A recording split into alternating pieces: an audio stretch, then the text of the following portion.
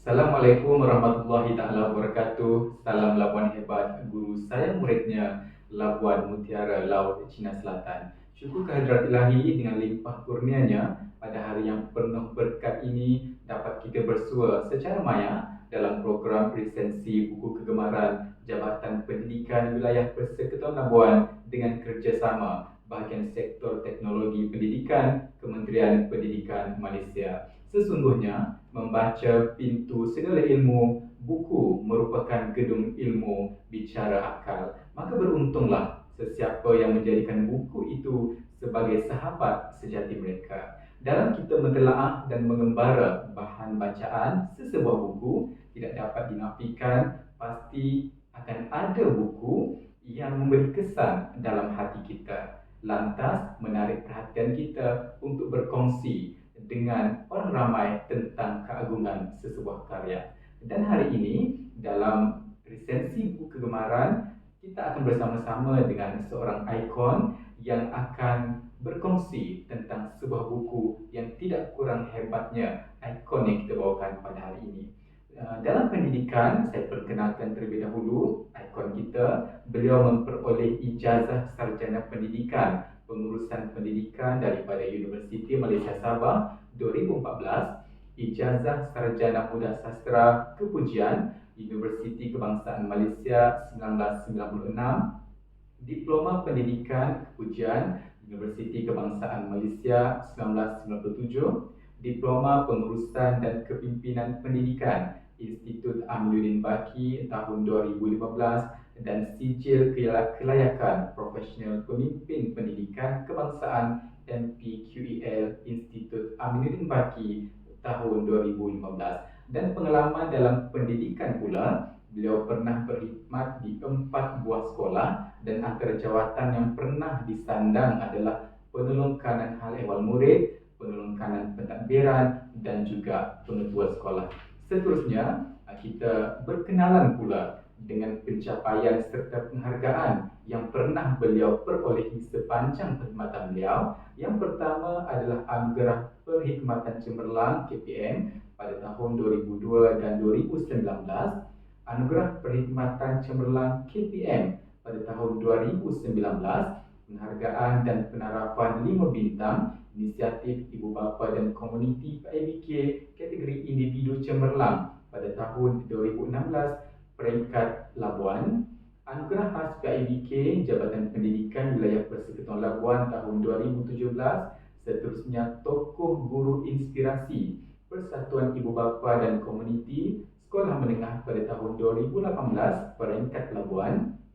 Seterusnya, beliau juga pernah mendapat anugerah Guru Inspirasi Kebangsaan McDonald peringkat Labuan pada tahun 2020 dan mendapat anugerah khas pengarah sempena Perhimpunan Bulanan Bilangan 1 tahun 2020 peringkat Wilayah Persekutuan Labuan, anugerah Guru Inspirasi Negeri sempena Sambutan Hari Guru tahun 2020 peringkat Labuan, anugerah Pemimpin Digital peringkat Labuan pada tahun 2020 dan yang terbaru Anugerah Inspirasi PIBK peringkat Labuan pada tahun 2021. Dan beliau yang saya maksudkan adalah Encik Yahya bin Ahmad Putih, merupakan Timbalan Pengarah Sektor Pembelajaran Jabatan Pendidikan Wilayah Persekutuan Labuan. Apa khabar Tuan? Alhamdulillah, baik dan sihat adanya. Okey, terima kasih atas kesudian hadir pada hari ini untuk memberikan perkongsian tentang buku kegemaran.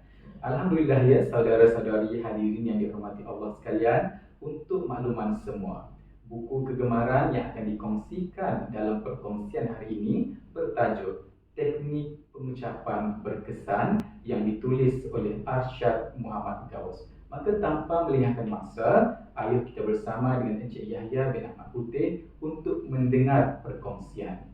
Baiklah Tuan, kata orang tak kenal maka tak cinta. Maka untuk berkenalan dengan buku Teknik Pengucapan Berkesan, bolehkah sekiranya Tuan ceritakan serba sedikit tentang latar belakang penulis buku ini sehingga Tuan rasa tertarik untuk menjadikan nukilan ini sebagai salah satu bahan perkongsian. Silakan. Pertama-tamanya saya ingin mengucapkan terima kasih kepada sektor sumber dan teknologi pendidikan yang telah mengundang saya pada pagi ini dalam resensi buku. Pada hari ini Cik Ahmad Razi, saya membawakan satu buku iaitu Teknik Pengucapan Berkesan yang menjadi bahan yang akan saya bincangkan dalam resensi pada pagi ini. Menjawab kepada soalan yang dikemukakan sebentar tadi berkenaan kenapa saya memilih buku ini. Ya, saya memilih buku ini kerana bagi saya ia sangat dekat dengan diri saya. Kenapa saya mengatakan ia sangat dekat? Kerana saya tertarik dengan pengalaman hidup saya sebenarnya. Saya dahulu seorang pemidato, seorang pembahas, ya, dan banyak terlibat dengan aspek komunikasi awam ini. Namun apabila dalam keadaan sekarang ini, apabila saya nampak buku ini, saya rasa saya perlu mendapatkan buku ini untuk saya membaca daripada satu persatu helaiannya untuk saya mendapatkan info-info. Mungkin ada info terbaru yang boleh memantapkan pengucapan kita apabila kita berkomunikasi di khalayak awam. Jadi itu yang menjadikan saya tertarik berkenaan dengan buku ini. Dan seperti dikatakan tadi, buku ini merupakan hasil penulisan Arsyad Muhammad Gaus. Penulisnya ini merupakan lulusan daripada Universiti Malaysia, ya. Dan yang menariknya tentang penulis buku ini, beliau bukan berlatar belakangkan dalam dunia pengucapan awam, tetapi beliau boleh menulis buku ini berdasarkan kepada pengalaman yang ada dalam diri beliau itu, sehingga beliau menghasilkan buku yang bertajuk Teknik Pengucapan Berkesan ini. Okey, buku teknik pengucapan berkesan ini sebenarnya telah diterbitkan oleh Utusan Publication dan Distributor, ya, yang diterbitkan pada tahun 2003 dan diulang cetak pada tahun 2004. Buku ini kalau kita lihat Cik Ahmad Razi, dia tidak tebal. Dia dalam lingkungan 76 muka surat. 76 muka surat, namun bilangannya 12 bab saja. Walaupun dia 12 bab buku ini, tetapi kandungannya tidaklah banyak sangat, ya. Dia apa kata orang tu, sangat santai dan boleh dibaca oleh sesiapa saja untuk mendapatkan ilmu menerusi buku ini, ya. Okey. Demikian serba sedikit tentang perkongsian latar belakang penulis dan rumusan ringkas untuk pengenalan kita berkenaan dengan buku Teknik Pengucapan Berkesan. Dan kalau kita dengar perkongsian daripada Encik Yahya sebentar tadi, latar belakang Encik Yahya sendiri sebenarnya mempengaruhi minat terhadap buku yang dipilih pada hari ini. Rupanya seorang pemidato yang hebat suatu ketika dahulu. Baiklah hadirin sekalian, kalau sebentar tadi kita sudah mendengar tentang latar belakang penulis dan buku yang telah dikongsikan pada hari ini yang bertajuk Teknik Pengucapan Berkesan, saya nak bertanya Encik Yahya, dalam sesebuah buku pasti akan ada kandungan yang membolehkan kita tertarik dan memberi kesan kepada diri kita. Berbalik pada buku yang sedang kita bincangkan, apakah agaknya kandungan yang cuba diketengahkan dalam buku ini, iaitu oleh penulis Arsyad Muhammad Gaus, yang Cik Yahya rasa kita boleh kongsikan kepada pendengar yang mengikuti program pada hari ini? Silakan. Baiklah, sebenarnya seperti yang saya katakan sebentar tadi, buku ini mempunyai 12 kandungan bab. Setiap kandungan bab itu mempunyai pelbagai aspek yang menarik yang boleh kita kupas sebenarnya, Cik Ahmad Razi. Namun sebelum saya menyatakan perkara itu, saya ingin berkongsi dengan semua kenapa saya suka buku ini. Pertamanya, bahasa yang digunakan dalam buku ini sangat mudah dan senang difahami, ya. Kenapa saya mengatakan dia sangat mudah dan senang difahami, ya? Bahasa yang digunakan itu tidaklah terlalu tinggi ataupun bersifat akademik. Dia boleh dibaca sama ada di peringkat anak-anak murid sekolah, peringkat menengah ataupun pusat pengajian tinggi atau orang awam yang berminat untuk menambah pengetahuan dalam bidang pengucapan awam. Itu yang pertama. Yang keduanya, yang saya suka dengan buku ini ialah setiap kandungan bab dalam buku ini mempunyai rumusan yang terdiri daripada pelbagai fakta menarik. Jadi ini yang menjadikan saya suka dengan buku ini kerana ia mengukuhkan semula ingatan saya berkenaan dengan topik ataupun bab yang ada dalam satu-satu bab. Okey, itu yang kedua. Yang ketiganya, buku ini ada karikaturnya. Maksudnya dia ada buat lukisan kartun untuk membuat satu gambaran ini dulu tentang intipati ataupun idea yang ingin disampaikan oleh penulis dalam bab-bab tertentu. Dan kandungan babnya juga sangat tersusun.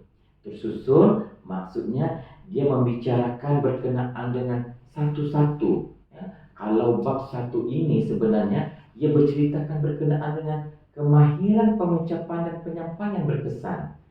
Bab yang kedua, proses komunikasi. Bab yang ketiga, komunikasi tanpa lisan. Bab yang keempat, tujuan pengucapan dan penyampaian dan seterusnya. Hingga bab yang ke-12, yaitu analisis audien. Menjawab kepada persoalan yang ditimbulkan oleh Cik Ahmad Razif tadi, dalam banyak-banyak bab mana yang paling diminati? Betul. Okey, sebenarnya bab yang saya suka dalam buku ini ialah bab 2, iaitu proses komunikasi. Kenapa saya suka bab 2 dengan tajuknya proses komunikasi? Kerana ia telah menceritakan tentang 6 ciri utama proses komunikasi itu. 6 ciri utama dalam proses komunikasi itu. Yang pertamanya pengucap, iaitu kita penutur. Macam saya lah, saya ini sekarang ini berhadapan dengan audiens semua. Jadi saya adalah penutur, saya adalah pengucap. Di sini sejauh mana pengucap itu dapat menyampaikan isi ataupun idea itu sampai kepada audiensnya itu yang pertama. Yang kedua, pendengar. Kalau ada penutur, kalau ada pengucap, mesti ada pendengar. Ada tak Razi? Kita bercakap seorang-seorang tanpa ada penutur, tanpa ada pendengar. Ya, itu macam kurang sesuai kan? Tidak berlaku komunikasi.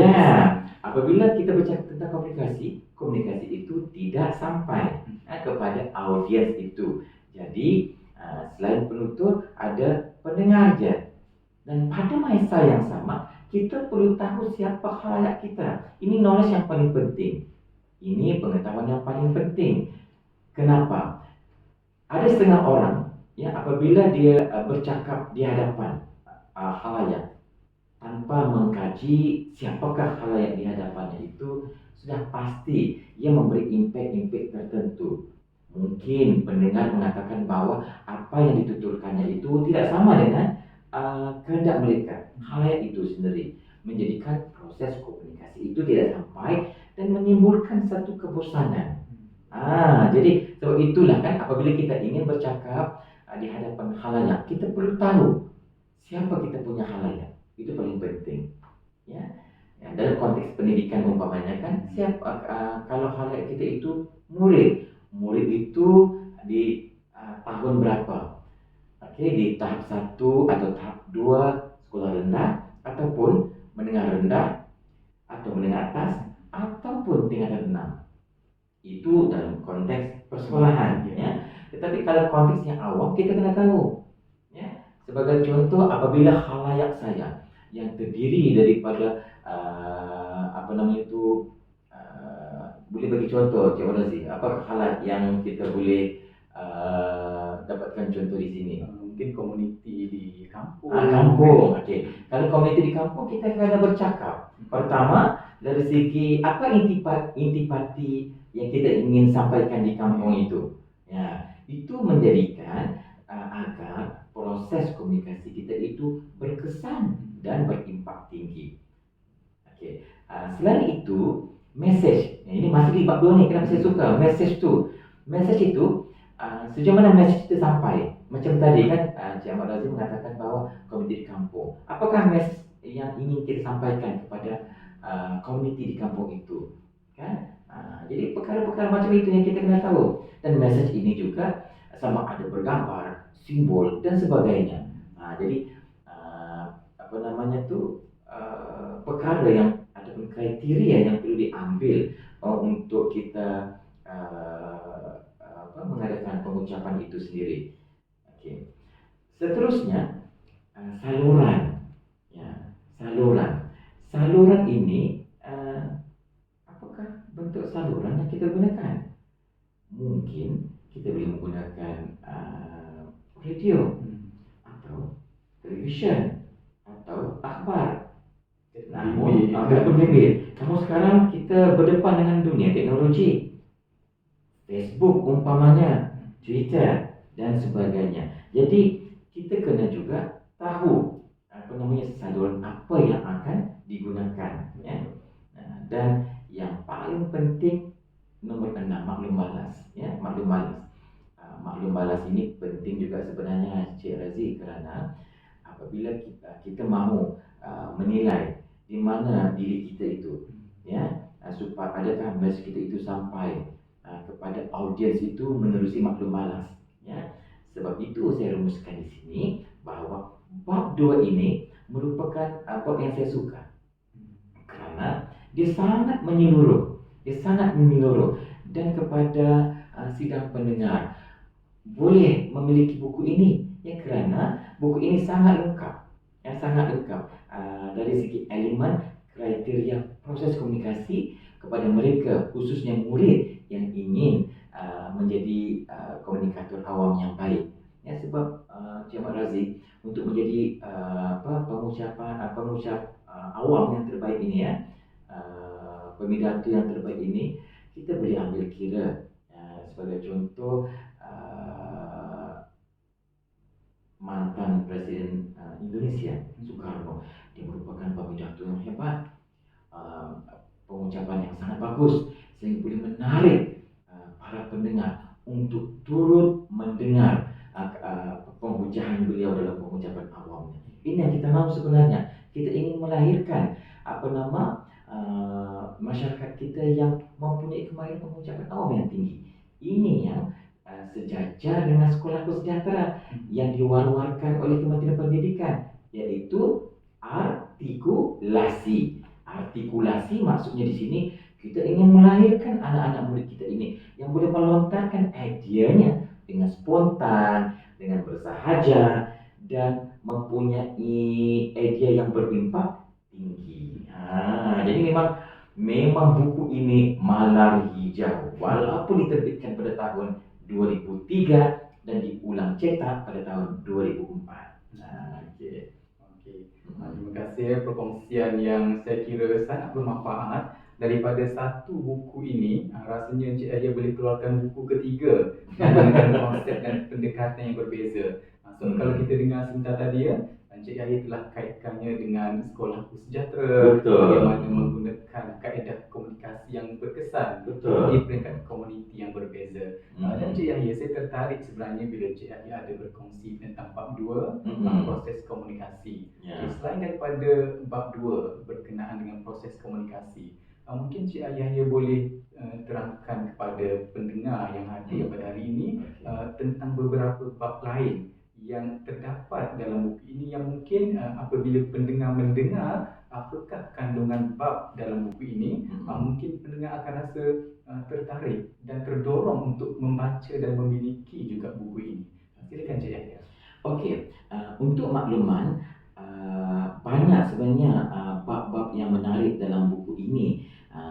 Saya ingin berkongsi berkenaan dengan bab 4, ya, iaitu tujuan komunikasi itu.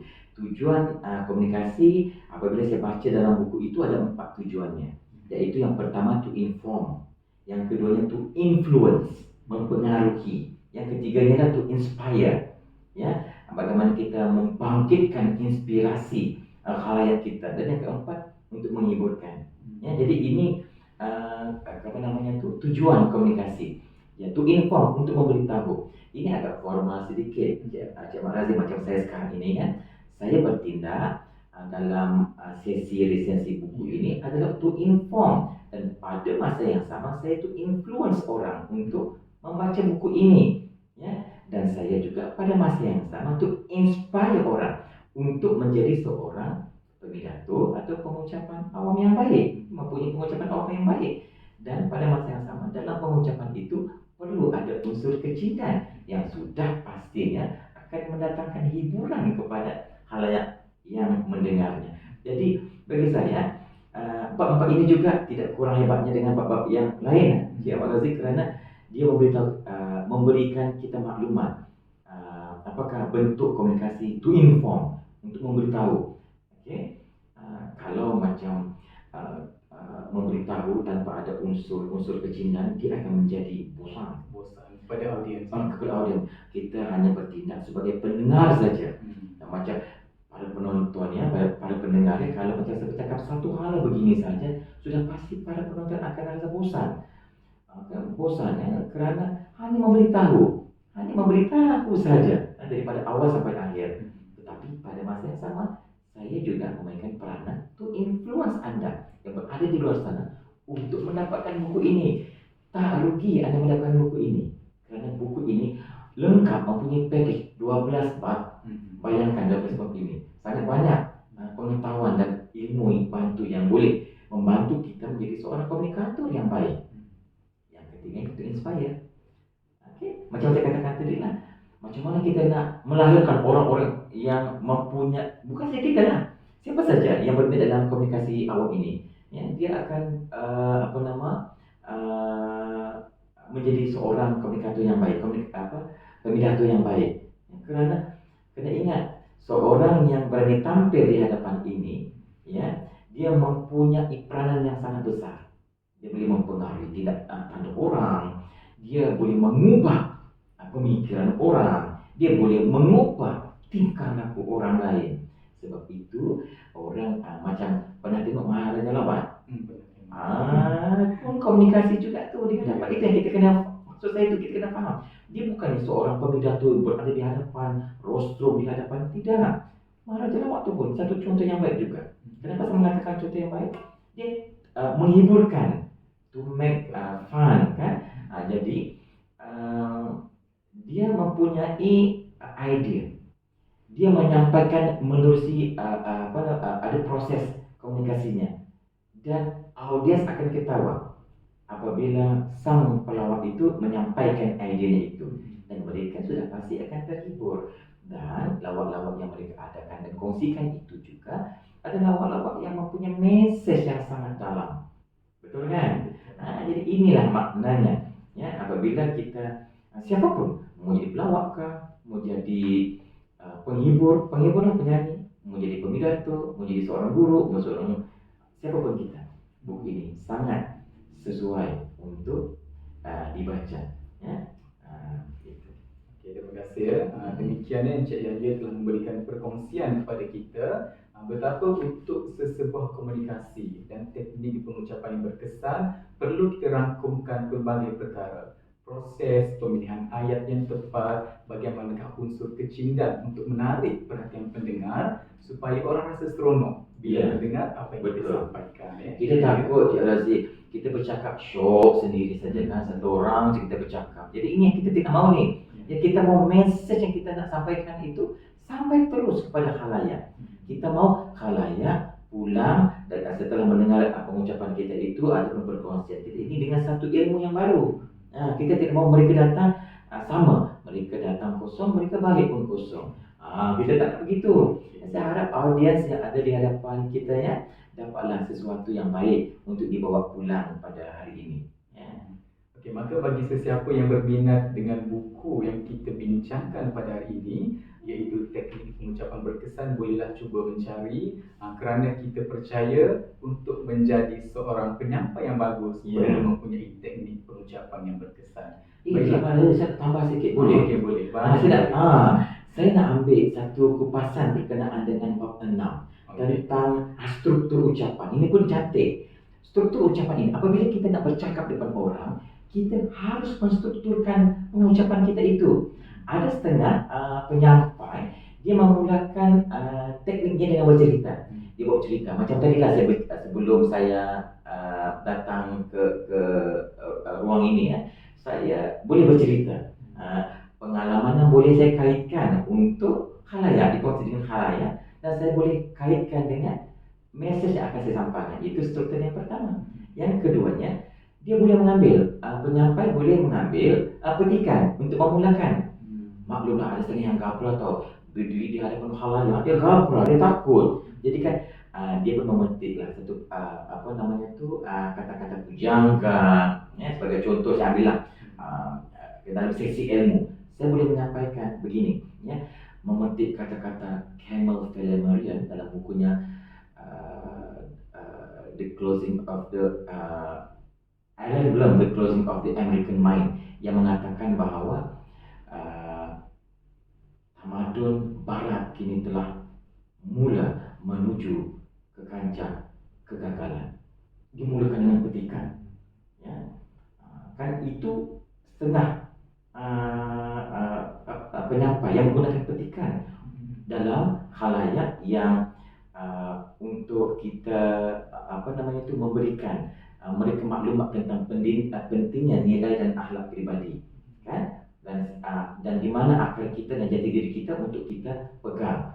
Itu kalau khalayaknya begitu. Kalau dalam sesi ilmu kita boleh ambil macam Camille Flammarion, seorang tokoh ahli falsafah Inggris, mengatakan bahawa ilmu itu ibarat sebutir mutiara yang dilemparkan oleh ombak ke tepi pantai, sedangkan banyak lagi mutiara yang cantik yang masih lagi tertanam di dasar laut. Itu contoh antara petikan-petikan penarik. Iya, supaya audiens datang, wah hebat penyampai ini, ada karakter. Itu yang kita nak. Dan ada juga penyampai yang mengemukakan soalan mula-mula. Dia kata, okey, sebelum saya memulakan sesi kita pada pagi ini, saya akan mengemukakan satu soalan. Itu mukadimah. Ya, jadi banyak sebenarnya Cik Razi, perkongsian berkenaan dengan struktur ucapan sebelum seorang penyampai itu ingin menyampaikan ucapannya. Saya kembalikan kepada Cik Razi. Okey, Cik Yahya, sebenarnya kalau kita nak bercakap tentang teknik pengucapan yang berkesan, cara pengucapan yang baik, dia ambil masa yang banyak sebenarnya. Banyak. Buku ni comel macam ni boleh saya Ya, boleh. Walaupun buku ni nampak comel, tetapi dalam satu buku ini bila dikupas sebenarnya banyak manfaat yang boleh semua pelajari dan dapat banyak perkara untuk meningkatkan kemahiran diri sendirilah. Betul. Pengucapan awam. Betul. Cik Yahya, memandangkanlah masa yang kita ada pada hari ini, saya kira hampir ke pelabuhan. Secara ringkasnya Cik Yahya, apakah yang dapat Cik Yahya rumuskan tentang karya yang sedang kita bincangkan pada hari ini dan sedikit pesanan kepada pendengar untuk menjadikan apa saja buku sebagai kegemaran mereka? Silakan. Ya, sebenarnya berkenaan dengan buku ini, rumusan yang boleh saya katakan ya, buku ini adalah buku yang mesra membaca. Sesiapa saja boleh membaca buku ini, boleh mendapatkan ilmu ini ya, daripada buku ini ya, itu yang saya boleh simpulkan. Dan perkara penting, saya ulang balik ya kata-kata ahli falsafah Inggris ya, ilmu itu ibarat sebutir mutiara yang dilemparkan oleh ombak ke tepi pantai, sedangkan banyak lagi ilmu yang masih lagi tertanam di dasar laut. Maknanya di sini kita budayakan amalan membaca itu. Kita budayakan amalan membaca itu dari masa ke masa, kerana semakin kita membaca, kita bukan sahaja boleh mendalami ilmu itu, juga kita merasakan bahawa diri kita itu semakin kurang, kerana banyak lagi ilmu, banyak lagi perkara yang masih lagi kita tidak tahu ya, dan ia hanya boleh dibantu dengan budaya membaca. So itulah saya ambil mesej daripada KPM ya, iaitu melalui program Nilam yang sebenarnya cuba untuk menggalakkan budaya membaca dalam kalangan murid, melalui program Nilam supaya anak-anak kita ini terdedah dan terdidik dengan budaya membaca ini. Itu yang pertama. Dan sesuai juga dengan dekad membaca kebangsaan 2030. Kita ingin menjadikan masyarakat Malaysia ini adalah masyarakat yang suka membaca. Di mana dan apa juga keadaan kita perlu membaca. Kita perlu mengambil contoh daripada negara Jepun yang membaca sekurang-kurangnya 20 halaman dalam tempoh setahun. Ya, puratanya ya, Cik Razi. Jadi bagi saya buku ini amat sesuai digunakan oleh semua dalam kalangan kita. Ya, okey, itu saja daripada saya. Terima kasih Encik Yahya bin Ahmad Putih. Ya, hadirin sekalian, penonton yang saya hormati sekalian, demikian perkongsian dan kupasan lisensi buku kegemaran daripada Encik Yahya bin Ahmad Putih, Timbalan Pengarah Sektor Pembelajaran Wilayah Persekutuan Labuan, dengan buku yang bertajuk Teknik Pengucapan Berkesan Nukilan Arsyad Muhammad Gaus. Perkongsian yang sangat menarik, sangat sesuai dan mesra kepada audiens untuk menjadikan buku ini sebagai salah satu bahan bacaan kegemaran mereka. Dan hadirin sekalian, sebagai kata-kata akhir daripada saya petik kata-kata daripada Ali bin Abi Talib yang berbunyi, ilmu itu dua caranya, apa yang diserap dan apa yang didengar. Dan yang didengar tidak akan memberikan manfaat jika tidak diserap. Dan ketahuilah bahawa kualiti seseorang bukan dilihat seberapa tingginya pendidikan, melainkan seberapa rendah ia menempatkan diri di hadapan Allah Subhanahu Wa Taala. Sesungguhnya yang baik itu adalah anugerah, yang kurang itu hilafnya saya. Semoga kita berjumpa lagi Encik Yahya di lain perkongsian pada masa akan datang. Dan akhir sekali, sekian saja daripada saya, Ahmad Razi bin Abdul Halim, Guru Bimbingan dan Kaunseling sepenuh masa Sekolah Sukan Negeri SMK Mutiara Wilayah Persekutuan Labuan.